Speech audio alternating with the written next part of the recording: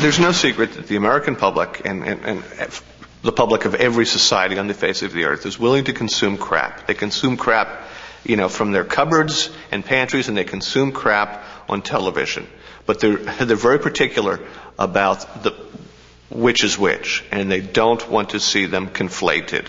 And they don't want the purity of their telecrap to be adulterated by merchandising of the fast food crap, and they will rebel. It's advertising as a piece of entertainment in and of itself that people not only will tolerate, but will actually go in search of.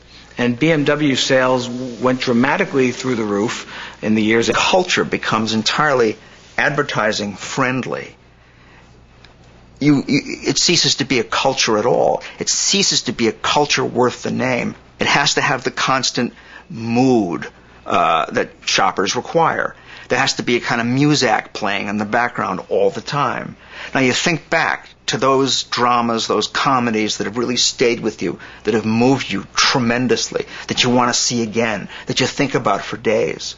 Well, those kinds of works are increasingly unlikely when the stuff that's on TV basically functions to sell Pepsis, to sell Nikes, to sell selling, to sell consumption. If an electricity company stood up and said, we want to do it for your benefit, we want to do it for our benefit, we want to do it for everyone's benefit, and so we have a better approach to efficiency and to environmental cleanliness. Is that kind of language positive or negative to you?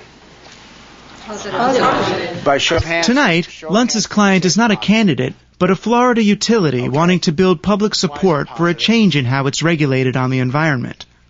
I know that the public is very down on corporate America in general, and they're down on power companies. So what is the language? What is the information? What are the facts? What are the figures that would get Americans to say, you know what, my electricity company, it's okay? You're going to use these to register whether you agree or disagree, whether you believe or disbelieve. The dials go from 0 to 100. On one hand, you have wind, which has no fossil fuels associated with it. To get at his subjects' gut feelings, Luntz has them register their moment-by-moment responses to a speech by a power company executive. Republicans are on the red line and Democrats on the green. Luntz is watching for both sides to meet in an emotional crescendo. Change fuels, there would be a number of things that are available. Climbing, changing fuels. Older, less efficient plants, and they would be replaced. Bingo, look, phasing out of older official plants. He's now up into the mid to upper 70s with that. You're replacing the bad with the good. It's almost like in with the good air, out with the bad. That might be an analogy that we might want to try instead of the automobile analogy. This is going to work. Watch, this will work. Technology such as hydroelectric power, wind energy, geothermal energy, nuclear energy. Check it. I told you. The words work. The words apply to the policy. This is how we're going to sell it. Look at this. Hold it. Stop. By the end of his session, Luntz thinks he's found the language his client can use to create a groundswell of public support. And I'll be able to walk to this electricity company on Monday and be able to say to them, your policy makes sense, and here's the language to explain it. That was the eureka moment when I watched people nod their heads. I watched them look to each other, and they were willing at this point to fight for this position. Politicians to talk about tax relief instead of tax cuts, and to replace the war in Iraq with the war on terror. He once told his party to speak of climate change, not global warming. What is the difference? It is climate change. Some people call it global warming, some people call it climate change. What is the difference? It apparently made enough difference to Republicans that they began to use climate change almost exclusively. Cause climate change. The President's Global Climate Change Initiative. Climate change research. And we must address the issue of global climate change. Consumers are protected by law from false advertising of products. Politicians can legally say pretty much whatever they want. John carried a lot. But where did all this information come from? How did political parties and advocacy groups know whom to reach with what message? The answer to that question begins here. The Axiom Corporation of Little Rock, Arkansas, is one of the biggest companies you've never heard of. Somewhere in these acres of blinking computers is carefully guarded data about you.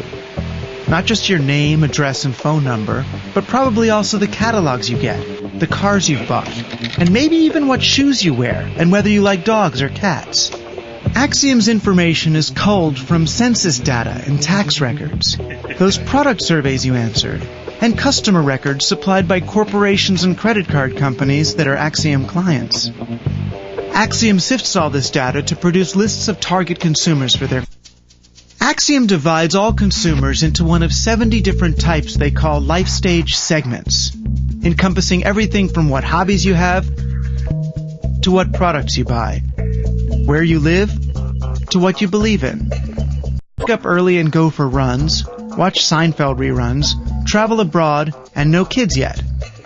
We're working on the kids part, but Axiom probably already knows that. Their computers are programmed not only to figure out who we are now, but where we are going and when we will get there. What Axiom is promising is nothing less than the solution to clutter. Send us ads only for products we really want, and anticipate just when we will want them.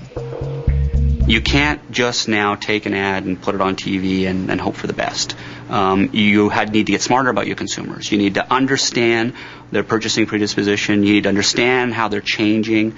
You need to understand more about them, and that's technology. Of course, the prospect of finding the right audience at the right time is irresistible to politicians as well. I'd like to welcome everybody to the grand opening of the new headquarters of the Democratic Party of the United States of America. In recent years, both parties have bought data from Axiom and companies like it. The Republicans don't talk about how they use it, but the Democrats do. But if I want to sit at my desk, pull up on the screen the state of Ohio, and say who in Ohio says that education is going to be the number one issue they're going to vote on, 6 seconds later, 1.2 million names will pop up. I then have the ability to hit buttons and do telemarketing to them immediately, or to send emails to them immediately, send direct mail to them immediately, or actually send someone to their door to talk to them. You can take the most controversial message that maybe wouldn't work on TV, but still deliver it to the 20,000 people in a certain district who will respond favorably to it. Oh, absolutely. There are some of the biggest motivators in terms of issues are also the most divisive issues. On one end of the spectrum, you've got abortion rights, pro-life, pro-choice, and you've also got gun control and gun ownership rights. And those are both messages that people aren't likely to go up on TV with in a national campaign because they're very polarizing. But there are advocacy groups on both sides who've gotten very good at figuring out where their voters who vote based on those issues are, and getting a message to those people without necessarily getting a divisive message to the whole electorate.